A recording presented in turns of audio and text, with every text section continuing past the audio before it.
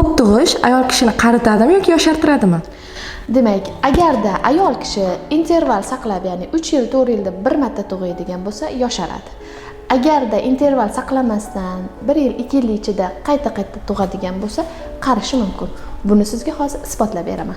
Ayol kishi homilador bo'lganidan keyin homiladagi o'zak hujayralar ayol kishining hayotiy muhim organlariga, jigarga, buyraklariga borib, o'sha organlarni qayta tiklanishiga, yangilanishiga olib keladi va tug'ruqdan keyin ushbu ayolda yosharish kuzatilishi mumkin.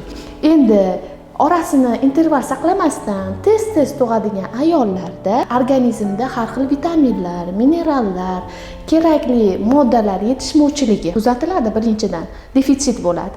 Ikkinchidan ayol kishi ko'p tug'ganidan keyin kichik yoshli farzandlari bilan uyqusizlik, ko'p stress o'tkazish natijasida stress gormonlari, kortizol, adrenalin kabi gormonlar oshib ketadi.